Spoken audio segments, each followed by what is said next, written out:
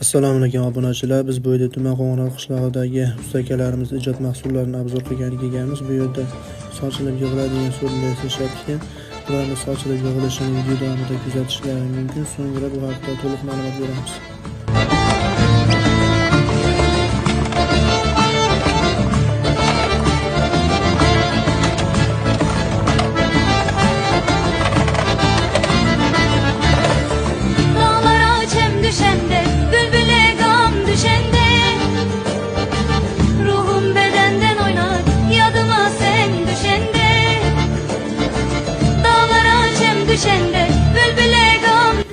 Bu so'rilarimizda taxta so'rilarda afzalliklariga keladigan bo'lsak, yengil, chidamli, qor va yomg'irga bemalol bardosh beradi.